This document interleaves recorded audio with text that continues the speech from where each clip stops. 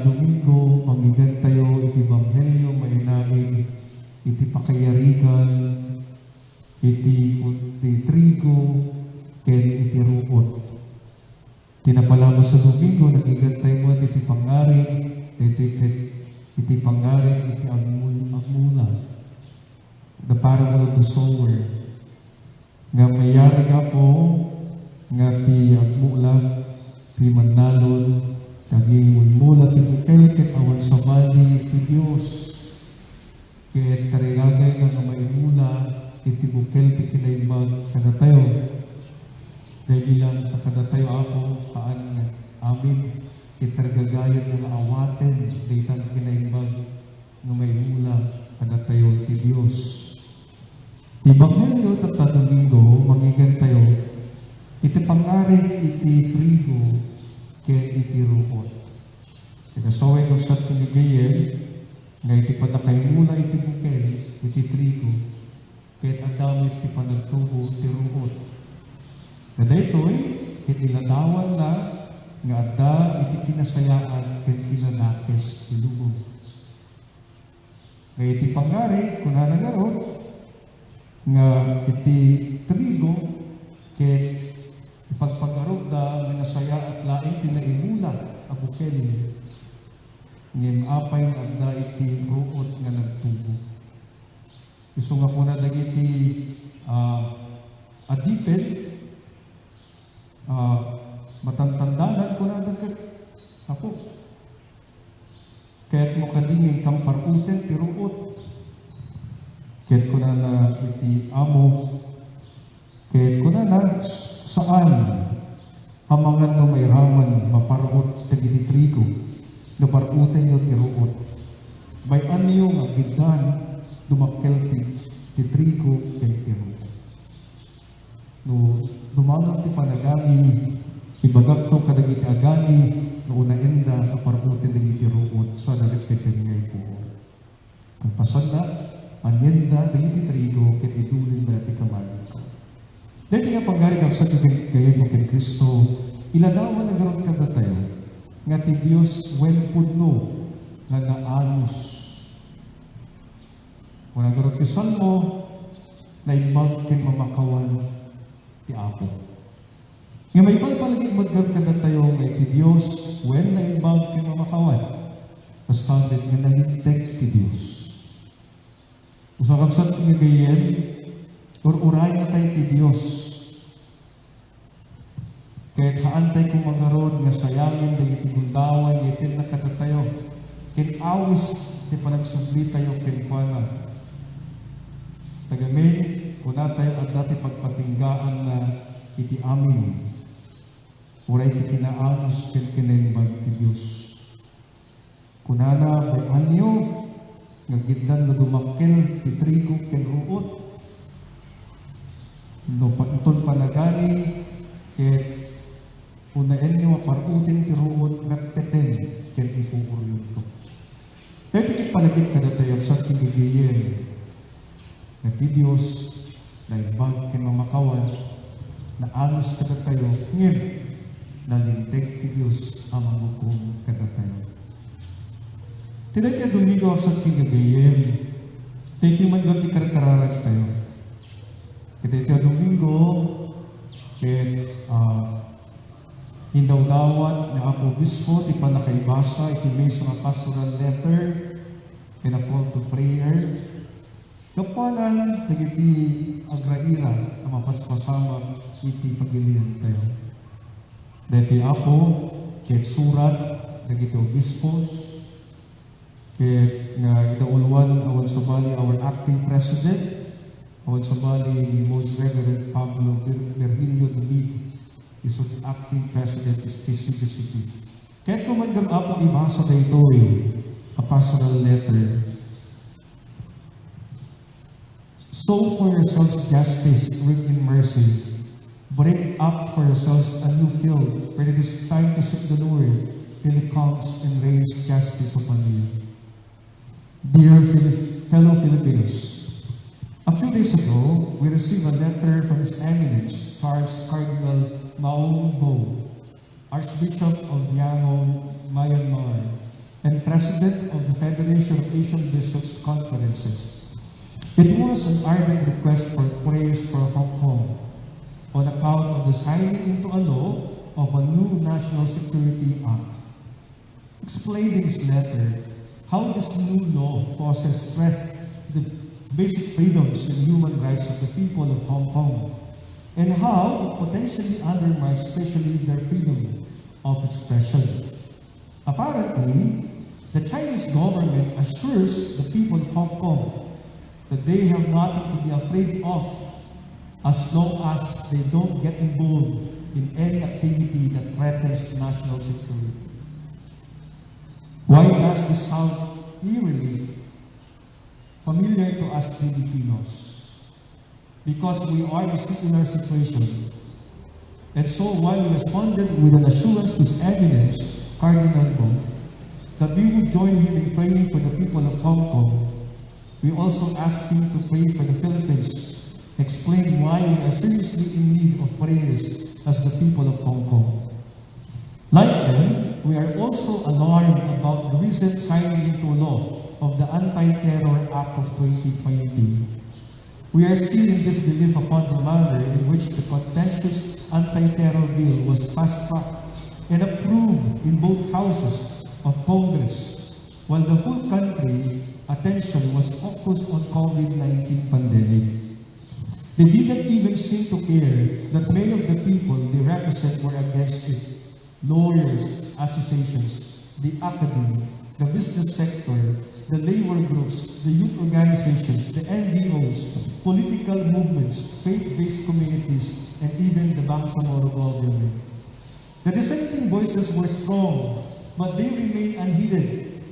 None of the serious concerns that they expressed about this legislative measure seemed to be of any consequence to them. Alas, the political pressure from above seemed to weigh more heavily on our legislators than the voices from below. It only made more evident the blurring of lines between legislative and executive branches of our government. In particular, the legal experts and constitutionalists in our country are seriously concerned that this newly signed law has many elements that are oppressive and inconsistent with our Constitution. Oppressive and inconsistent with our Constitution. They have pointed out convincingly how this new law poses a serious threat to the fundamental freedoms of all peaceful Filipinos.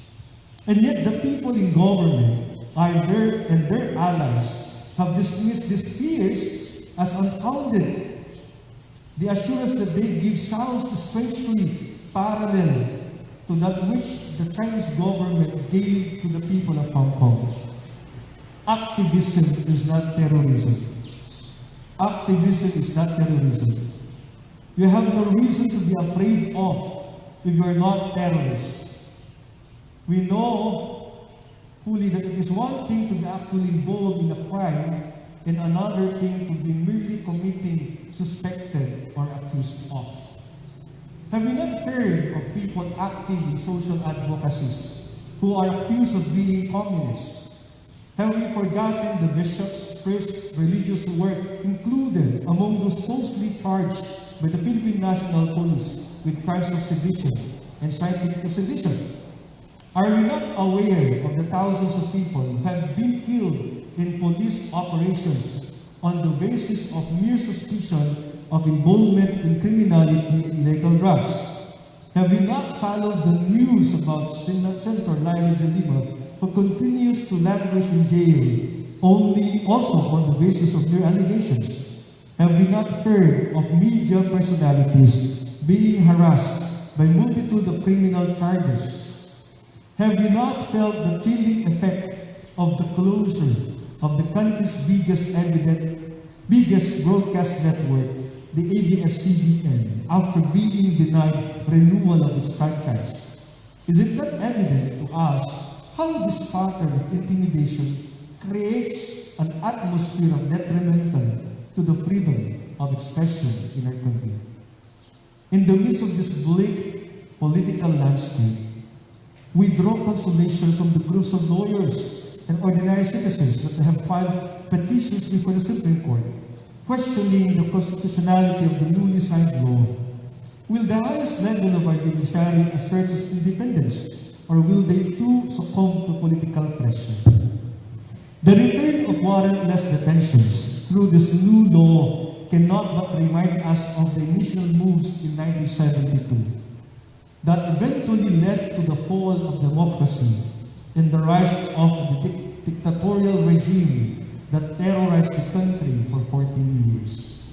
It all began when an elected president also legalized the ASSOS, arrest, search, and seizure orders. It was from there that we gradually sank into the mire of authoritarian rule, knowing how, in just the recent past, the law has been used too many times as a weapon to suppress legitimate dissent and opposition. We cannot but share in the apprehensions expressed by the lawyers and ordinary citizens that filed the petition against the said infamous law before the Supreme Court. With the semblance of democracy is still in place and democratic institutions somehow continue to function, we are already like the proverbial frog swimming in a pot of slowly boiling water. We draw encouragement from the belief that in various government agencies we still have many people of goodwill whose hearts are in the right places, who remain objective, independent-minded. We have nothing but admiration for these public servants in all branches of government who do only as conscience dictates and do not allow themselves to be intimidated or prevented by political pressure from performing their constitutionally mandated duties. We can only wish that there would be more of them.